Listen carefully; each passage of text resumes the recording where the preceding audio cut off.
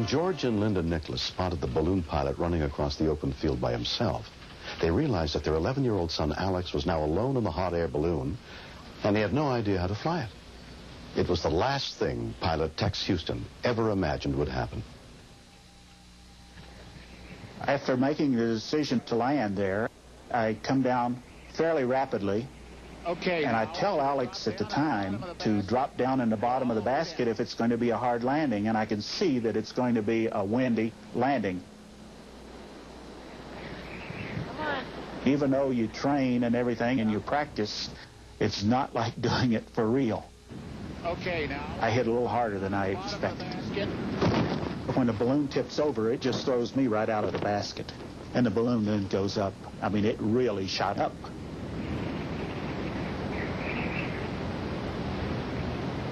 I totally lost it at that point. I panicked. I didn't know what was going to happen. At that point, I thought the only thing to do now was just to wait until he crashed. We heard this very, very frightened voice over the CB radio. Help me, help me. I'm scared, I'm scared. And I don't recall what I said to him.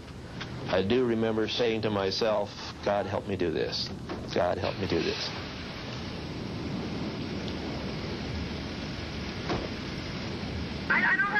We immediately started off after the balloon, which by now was at least a mile away from us and possibly as much as 2 miles. Are you all right? Are you all right? Did you get hurt? Yeah, fine. I really started mentally preparing myself for, okay, this isn't going to be a disaster. This is it. How is it going to happen? The balloon's going to catch on fire. He's going to jump. He's going to crash into power lines. Going to run out of fuel. I mean, I just started sort of going through a Rolodex of pictures of how it was going to end. I couldn't fathom that anybody in a balloon the first time, that age, with those kind of winds and alone and everything else, could land this thing. I'm going to do everything I can to get you beyond these trees and rocks. Now what I want you to do is tell me what you see out in front of you. Tell me what you see. At this time, he wasn't flying the aircraft. He was strictly a passenger, hanging on for dear life. It occurred to me somewhere along in here that I had to convey to Alex that he had to become the pilot. Okay, what I have to do, Alex, is kind of get you down a little lower. I need to get you down a little lower. He had obviously watched Tex very closely during the time they were flying together and had learned enough to help him operate the burners in the balloon. He knew if you put heat in the balloon, it would go up. Well, the last thing he wanted that balloon to do was come down, so every time it started to come down, he'd heat it. I was concerned that he would panic and overheat it and fly it up into higher altitudes where the winds were much stronger, and he would be long gone. He'd be out of radio range, and we'd never catch up with him. All right, Alex. Now look down at the instruments. Find the round one with a pointer on it. Alex has a condition called attention deficit disorder. Straighten level.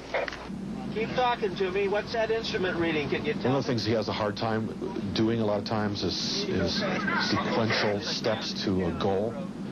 And I wondered if that would cause him difficulty. Just hang in there, buddy. Hang in there. Can I talk to my mom, please? Sure. When he asked to speak to me, I had mixed feelings because I wanted to talk to him and I wanted to tell him a lot of things, but I also wanted to appear calm and confident in him. Okay. I'm going to turn you back to Dave now. I held out as long as I could without breaking down, and I made it shorter than probably Alex wanted to because I didn't want to have him hear me get upset. I was concerned because we were so far behind him that I had no idea what the terrain was like in front of him. So if I decided it was a point to land, I didn't know what I would be landing him into. We're going out of the county map. Because we were off the map, it became apparent to me that we needed to get somebody to help us navigate. There's a farm over there. We just saw a farmhouse back in the trees, and we saw some guy on a tractor. My son's up in a balloon up there. He's all by himself. He's 11 years old. You need to call 911. Okay, let's go. John Welty climbed in to help navigate. Down here, after you get There was no question in my mind about going with them. If I could help in any way, there was no question. Yellow Rose Chase Camelot. Go ahead, Raleigh. On a nearby road, ballooning instructor Raleigh Elkins had been monitoring his CB radio after he'd landed his own balloon. Raleigh, I've got an 11-year-old boy. Raleigh says, do you need help? And I said, all I can get. Raleigh was very energized. He was like not scared or panicked. He didn't panic us. He was more like, this is an adventure. We can do this. This is not beyond the realm of possibility to get him down. Why don't we, how about teaching him a landing sequence? I came up with the concept, which I'd used with other students, adult students, only use the burner when we're counting. I had just flown earlier that day. I mean, I knew at what point we can arrest a descent.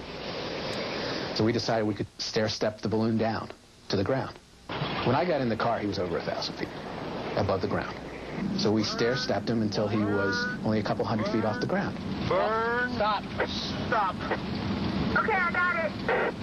Okay, only when we count, Dave. That was too much. You only... At about this time, Alex, on his own initiative, asked us if he could throw a drop line. What do you think? He wants to drop the rope. There's always a danger it may hang up in trees, it may hang up in power lines. But if he thinks he needs it, maybe we better let him. Alex? Go ahead. Throw it over.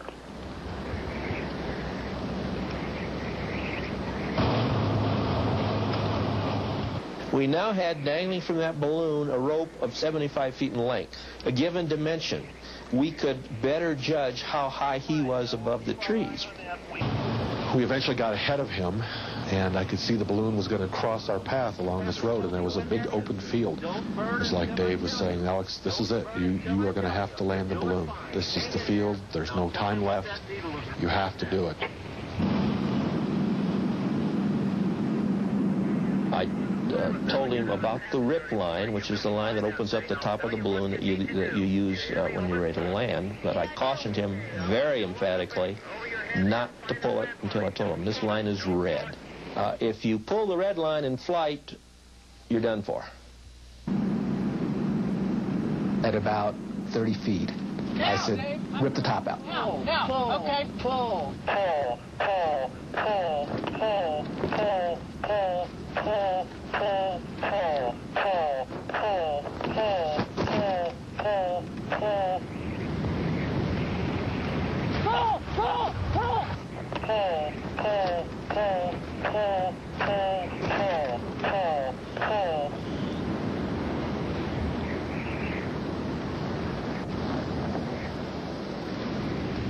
I'm running up, and he gets out.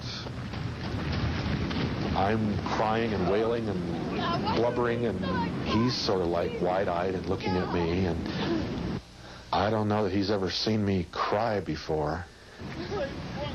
Everybody else got out of the vehicle, and I completely broke down.